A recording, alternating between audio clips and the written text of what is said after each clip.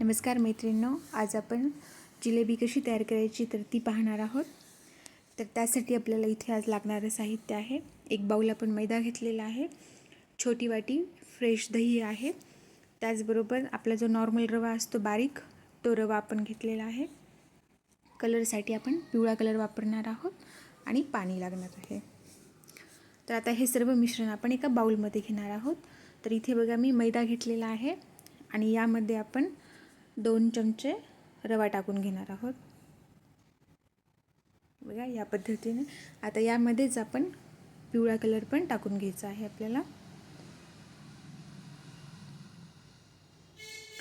आणि जे आपण छोटी वाटी दही घेतलेलं होतं ते पण आपण याच मिश्रणामध्ये टाकून घेणार आहोत. आता हे सर्व मिश्रण जे आहे आपल्याला हलक्या हाताने मिक्स करून घ्यायचं आहे. तर बघा या प्रकारे आपण मिक्स करणार आहोत आणि यामध्ये आपण लागेल तेवढं थोडं थोडं पाणी आपण ॲड करणार आहोत. इथे आपल्याला जे पीठ आहे ते एकदम सैलसर सुरुवातीलाच मळून नाही घ्यायचं. आपण लागेल तेवढंच पाणी यामध्ये ॲड करणार आहोत. बघा हलक्या हाताने आपल्याला जे मिश्रण आहे ते व्यवस्थित मिक्स करून घ्यायचं आहे. इथे आपल्याला अजून थोडंसं पाणी लागणार आहे. आता हे आपण अजून एकदा व्यवस्थित मिक्स करून घेऊयात.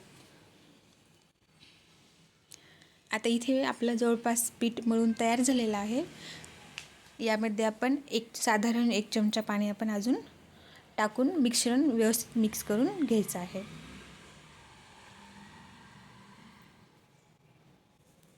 बघा या पद्धतीने आपलं पीठ जे आहे ते तयार झालेलं आहे.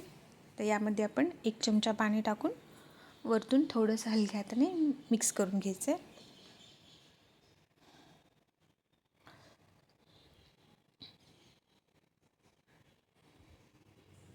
हे बघा या प्रकारे. सुरुवातीला जर तुम्ही पीठ सैलसर केलं तर हे पीठ भिजल्यानंतर, आता ही भिजणारी जी प्रोसेस आहे ती आपली आंबणार आहे पीठ आणि त्यामुळे त्याला आपोआपच सैलसरपणा येतो. त्यामुळे आपल्याला वरून पाणी एक्स्ट्रा टाकायची गरज नाही पडणार. आता हे मिश्रण आपल्याला रात्रभर ठेवायचं आहे. तर इथे बघा मी हे सकाळी पीठ आपलं जे मिश्रण मिक्स केलेलं आहे हे सकाळी मी दुसऱ्या दिवशी घेतलेलं आहे. तर तुम्ही बघू शकता एकदम परफेक्ट असं पीठ आपलं तयार झालेलं आहे. इथे आपल्याला पाण्याची आवश्यकता नाही लागणार. आणि जरी तुम्हाला जर वाटत असेल की आपल्याला इथे थोडंसं पाणी लागणार आहे तर तुम्ही ह्या वेळेला यामध्ये थोडंसं पाणी ॲड करू शकता. तुम्ही जास्त पीठ जर सैलसर केलं तर आपली जिलेबीचा जो आकार आहे तो परफेक्ट येणार नाही आहे. तर इथे बघा आपलं पीठ जे आहे ते व्यवस्थित भिजलेलं आहे. या पद्धतीने तुम्ही पीठ भिजवून जर जिलेबी तयार केली तर ती खूप छान चवीला लागते. आता आपण इथे एका पातेल्यामध्ये 1 बाऊल साखर घेणार आहोत आणि या साखर जेवढी आहे तेवढी बुडेल एवढंच आपल्याला यामध्ये पाणी टाकायचं आहे.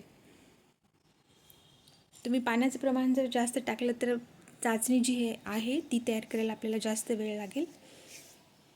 तर बघा इथे आता आपली साखर व्यवस्थित अशी मिक्स झालेली आहे आणि आपल्याला पाक कशा पद्धतीचा लागणार आहे तुम्ही बघू शकता. आपण असं बोटांवरती एक ठिपका ठेवून बघायचा आणि तो असा स्थिर राहिला बोटावरती तर आपला पाक तयार झालेला आहे.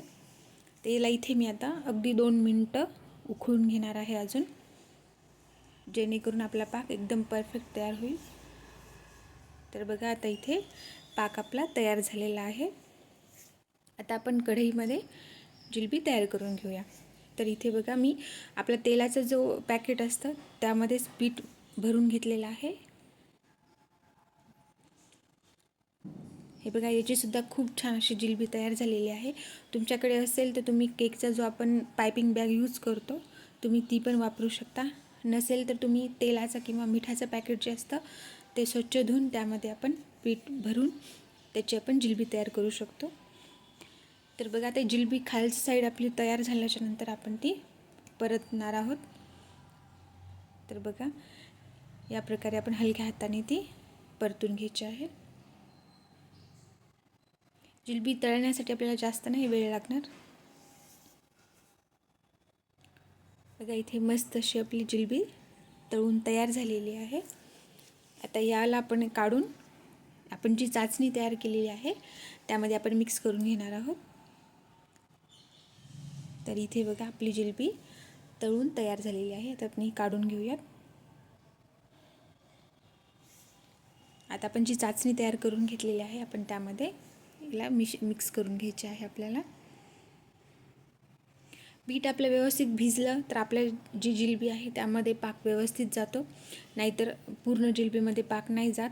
त्यामुळे आपलं पीठ भिजणं पण खूप महत्त्वाचं आहे. तर तुम्ही इथे बघू शकता किती मस्त अशी आपली जिलेबी तयार झालेली आहे. तर इथे मी सर्व पिठाची जिलेबी तयार करून घेतलेली आहे. तुम्हाला आवडेल तेव्हा गरम गरम जिलेबी पण तुम्ही थोडी थोडी तयार करून खाऊ शकता. तुम्ही या प्रकारे जिलेबीचं पीठ भिजवून जिलेबी तयार करून बघा, तुम्हाला नक्की खूप आवडेल.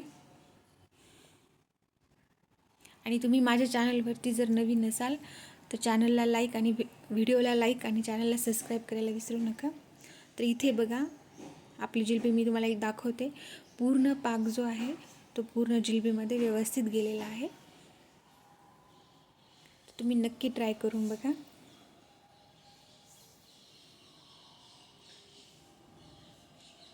व्हिडिओ आवडला तर व्हिडिओला लाईक करायला विसरू नका. धन्यवाद.